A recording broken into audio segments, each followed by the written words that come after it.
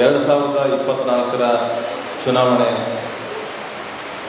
ಇನ್ನೇನು 30 ದಿನಗಳ ಅವಧಿ ಉಳಿದಿರ್ತಕ್ಕಂಥದ್ದು.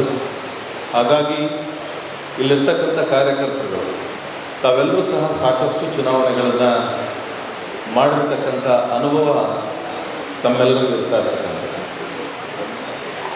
ಈ ಬಾರಿ ನಾವು ದಾವಣಗೆರೆ ಕ್ಷೇತ್ರದಲ್ಲಿ ನಾವು ಜಯವನ್ನು ಸಾಧಿಸಿ ನರೇಂದ್ರ ಮೋದಿಜಿಯವರಿಗೆ ನಮ್ಮ ಸಂಸದರನ್ನು ಕಳಿಸಬೇಕು ಅನ್ನೋ ಒಂದು ನಿಟ್ಟಿನಲ್ಲಿ ಈ ಒಂದು ಹೋರಾಟವನ್ನು ನಡೀತಾ ಇರ್ತಕ್ಕಂಥದ್ದು. ಇದುವರೆಗೂ ಹಿರಿಯರು ಭಾಳ ಸಂಕ್ಷಿಪ್ತವಾಗಿ ಮಾತಾಡಿರ್ತಕ್ಕಂಥದ್ದು. ನಾನು ಹೇಳೋದು ಇಷ್ಟೇ, ಏನು ತಾವೆಲ್ಲ ಕಳೆದಂಥ ಚುನಾವಣೆಯಲ್ಲಿ ತಾವೆಲ್ಲ ಸಾಕಷ್ಟು ಶ್ರಮವಹಿಸಿ ಸಮಯವನ್ನು ಕೊಟ್ಟು ನೀವೆಲ್ಲ ಹೋರಾಟ ಮಾಡಿದ ಚುನಾವಣೆಯನ್ನು ಶ್ರದ್ಧೆಯಿಂದ ಮಾಡಿದರ ಫಲವಾಗಿ ನಾವು ಆ ಭಾಗದಲ್ಲಿ 56,410 ಓಟುಗಳನ್ನು ತಗೊಂಡು ಏನು 2009ನೇ ಇಸ್ವಿನಲ್ಲಿ ಸಂಸದರು ಕೇವಲ 2024 ಓಟ್ನಲ್ಲಿ ಗೆದ್ದಿರ್ತಕ್ಕಂಥದ್ದು ತಮಗೆಲ್ಲ ಗೊತ್ತಿತ್ತು. ಆಗ ದಕ್ಷಿಣ ಕ್ಷೇತ್ರದಲ್ಲಿ ಸುಮಾರು 8,500 ಮತಗಳು ಕಾಂಗ್ರೆಸ್ ಹೆಚ್ಚು ಮತವನ್ನು ತಗೊಂಡಿತ್ತು ಆ ಕ್ಷೇತ್ರದಲ್ಲಿ. 2014ರಲ್ಲಿ 12,103 ಓಟನ್ನು ಕಾಂಗ್ರೆಸ್ ಹೆಚ್ಚಾಗಿ ತಗೊಂಡಿತ್ತು. ಮೊನ್ನೆ ಕಳೆದಂಥ 2019ನೇ ಚುನಾವಣೆಯಲ್ಲಿ ತಾವೆಲ್ಲರೂ ಹೆಚ್ಚು ಶ್ರಮವಹಿಸಿ ಚುನಾವಣೆಯನ್ನು ಮಾಡಿದ್ದರ ಪರಿಣಾಮವಾಗಿ ನಾವು ಭಾರತೀಯ ಜನತಾ ಪಕ್ಷದವರು 8,503 ಓಟುಗಳನ್ನು ನಾವು ಹೆಚ್ಚಾಗಿ BJPಯವರು ತಗೊಂಡಿರ್ತಕ್ಕಂಥದ್ದು ಕಳೆದ ಚುನಾವಣೆಯಲ್ಲಿ. ಹಾಗಾಗಿ ನಾನು ಮನವಿ ಮಾಡಿಕೊಳ್ಳೋದಿಷ್ಟೇ, ತಾವೆಲ್ಲರೂ ಸಹಿತ ಇನ್ನು ಕೇವಲ 30 ದಿನ ಇದೆ, ಹೆಚ್ಚು ಸಮಯವನ್ನು ಕೊಡಬೇಕು. ನಾವು ಈ ಬಾರಿ ಭಾರತೀಯ ಜನತಾ ಪಕ್ಷ ಈ ಬಾರಿ ನಾವು ಸ್ಥಾನವನ್ನು ಗಳಿಸಲೇಬೇಕು, ಗೆಲ್ಲೇಬೇಕು. ಹಾಗಾಗಿ ಕಳೆದಂಥ ಚುನಾವಣೆಯಲ್ಲೂ ಸಹಿತ ತಾವೆಲ್ಲರೂ ಹೆಚ್ಚಾಗಿ ಕೆಲಸ ಮಾಡಿದ್ರಿಂದ ಈ ಚುನಾವಣೆಯಲ್ಲಿ ತಾವೆಲ್ಲರೂ ಕೆಲಸ ಮಾಡೋದ್ರಿಂದ ನಾವು 100ಕ್ಕೆ 100 ಗೆದ್ದೇ ಗೆಲ್ತೀವಿ. ಅದಕ್ಕೆ ನಮಗೆ ಹೇಳೋದಕ್ಕೆ ಸಾಕಷ್ಟು ವಿಷಯಗಳಿರ್ತಾ ಇರ್ತದೆ. ನಾವೆಲ್ಲ ನರೇಂದ್ರ ಮೋದಿಜಿಯವರಿಗೆ ನಮ್ಮ ನಾಯಕ ಅಂತ ನಾವು ಒಪ್ಕೊಂಡಿದ್ದೀವಿ.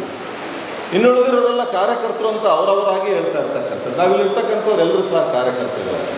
ಇವತ್ತು ಕಾರ್ಯಕರ್ತರು ಮನಸ್ಸು ಮಾಡಿದ್ರೆ ಏನನ್ನು ಬೇಕಾದರೂ ನಾವು ಸಾಧನೆ ಮಾಡಬೇಕು. ಇವತ್ತು ನಮ್ಮ ಪಕ್ಷವನ್ನು ಎಷ್ಟು ಲೀಡ್ ಕೊಟ್ಟು ಬೇಕಾದ್ರೆ ಗೆಲ್ಲಿಸ್ಬೋದು. ಮೊನ್ನೆ ದಿವಸ ಅಮಿತ್ ಶಾ ಅವರು ಕರೆದಂಥ ಒಂದು ಮೀಟಿಂಗಲ್ಲಿ 4 ಕ್ಷೇತ್ರದ ಮೀಟಿಂಗ್ನಲ್ಲಿ ಅವರು ಹೇಳಿದ್ರು, ಈ ಸರಿ ನೀವು ದಾವಣಗೆರೆಯಲ್ಲಿ 2 ಲಕ್ಷಕ್ಕಿಂತ ಹೆಚ್ಚು ಮತದಿಂದ ನೀವು ಗೆದ್ದು ಬರಬೇಕು ಅನ್ನೋ ಮಾತನ್ನು ಅವ್ರು ಹೇಳಿದರು. ಹಾಗಾಗಿ ನಾವೆಲ್ಲ ಸಮಯವನ್ನು ಕೊಟ್ಟು ಈ ಬಾರಿ ನಮ್ಮ ಅಭ್ಯರ್ಥಿಯನ್ನು ಗೆಲ್ಲಿಸೋಂಥ ಒಂದು ಕೆಲಸವನ್ನು ಮಾಡೋಣ ಅನ್ನೋ ಮಾತನ್ನು ನಾನು ಈ ಸಂದರ್ಭದಲ್ಲಿ ಹೇಳ್ತೇನೆ. ನಾನು ಹೆಚ್ಚು ಮಾತಾಡೋದಿಲ್ಲ.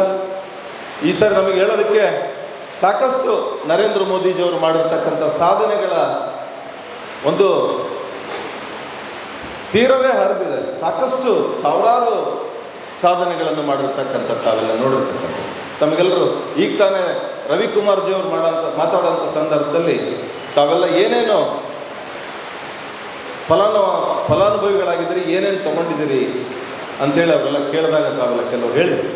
ಹಾಗಾಗಿ ನಾವು ನಮ್ಮ ನರೇಂದ್ರ ಮೋದಿಜಿಯವರು ಮಾಡಿರ್ತಕ್ಕಂಥ ಸಾಧನೆಗಳನ್ನು ಜನರ ಮನೆ ಮುಂದೆ ಮುಟ್ಸೋ ಅಂಥ ಒಂದು ಕೆಲಸವನ್ನು ಮಾಡಿದ್ರೆ ಸಾಕು, ನಾವು 100ಕ್ಕೆ 100 ಗೆಲ್ತೀವಿ ಅನ್ನೋ ಮಾತನ್ನು ಈ ಸಂದರ್ಭದಲ್ಲಿ ಹೇಳ್ತಾ, ಏನು ದಾವಣಗೆರೆ ದಕ್ಷಿಣ ಕ್ಷೇತ್ರದ ಕಾರ್ಯಕರ್ತರ ಸಮಾವೇಶ ಆಗಿರೋದ್ರಿಂದ ನಾನು ಇನ್ನೊಂದು ಮಾತನ್ನು ಹೇಳಿ ನನ್ನ ಮಾತನ್ನು ಮುಗಿಸ್ತೇನೆ. ನಮ್ಮ ಕ್ಷೇತ್ರದಲ್ಲಿ 2,10,000 ಮತದಾರರು ಇರ್ತಾ ಇರ್ತಕ್ಕಂಥದ್ದು. ಹಾಗಾಗಿ 8 ಕ್ಷೇತ್ರಗಳ ಪ್ರವಾಸವನ್ನು ಅಭ್ಯರ್ಥಿಗಳು ಮಾಡಬೇಕಾಗಿದೆ.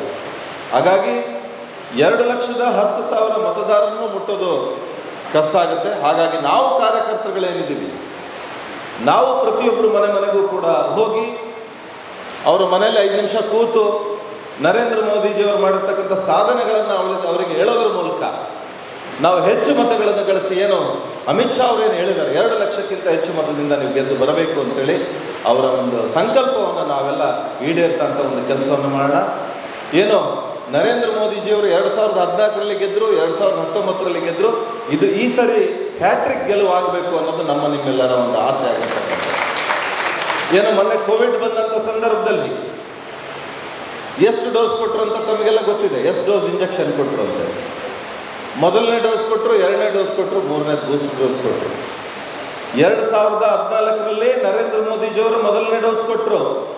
2019ರಲ್ಲಿ ಎರಡನೇ ಡೋಸ್ ಕೊಟ್ಟರು. ಈ ಸರಿ 2024ರಲ್ಲಿ ಬೂಸ್ಟರ್ ಡೋಸ್ ಕೊಡಬೇಕು. 400ಕ್ಕಿಂತ ಹೆಚ್ಚು ಸ್ಥಾನವನ್ನು ನಮ್ಮ ಭಾರತ ದೇಶದಲ್ಲಿ ನಾವು ಗೆಲ್ಲಬೇಕು ಅನ್ನೋ ಮಾತನ್ನು ಈ ಸಂದರ್ಭದಲ್ಲಿ ಹೇಳ್ತಾ, ನನಗೂ ಕೂಡ ಮಾತಾಡೋಕ್ಕೆ ಅವಕಾಶವನ್ನು ಮಾಡಿಕೊಟ್ಟಂತ ತಮ್ಮೆಲ್ಲರಿಗೂ ಕೂಡ ಒಂದ್ಸಲ ನನ್ನ ಮಾತಿಗೆ ವಿರಾಮ ಕೊಡ್ತೇನೆ.